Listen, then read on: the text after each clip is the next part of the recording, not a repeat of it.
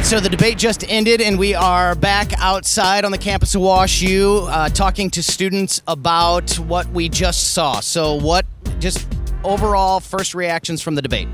I think that it was very informative for people who had not made their decisions. However, I think that those who had already had preconceived notions continued to believe what they had previously believed. What do you think? Yeah, I completely agree with that. And I mean, I don't know if you guys were in the DUC, the Danforth University Center at all, but the energy was really palpable. Everyone was engaged. I mean, there's a bit of a bias on this campus, I think, but I'm really thankful for the moderators in particular. I think they did a good job. I think they asked hard questions for both candidates. I think they tried to keep them on time, and I couldn't have asked for a better debate. I think it was really informative. It was definitely very interesting. We got to be inside, which was super exciting.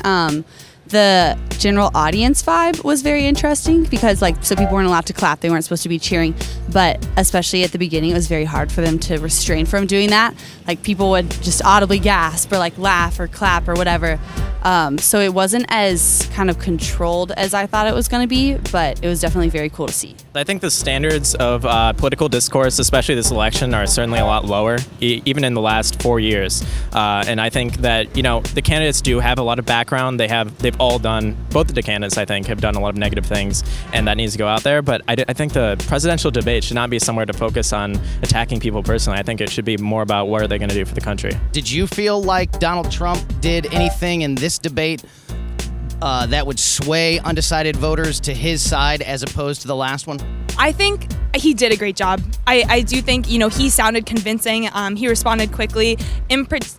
I think that could sway some undecided voters, but I hope people listen to the specifics because to me, the facts are what we need to listen to. And Hillary mentioned specific details, specific names, and objectively, someone who knows the actual countries that are at war, the actual statistics, that's what matters. And I think with Trump interrupting so often was really disrespectful, and objectively, I found that really hard to watch, and I hope people will take that into consideration. I think in terms of his own party, from his supporters, he probably did a much better job than he did the first time around, just how he came back at what he was given. I think he was a little bit more composed and well-spoken than he was the last time, but that being said, he was still, I don't know, very just general, and the fact-checking issue is always there and a huge issue, and without those facts, then he doesn't have much to base anything upon. So I feel like in that realm, he missed it. I think overall his performance was very good.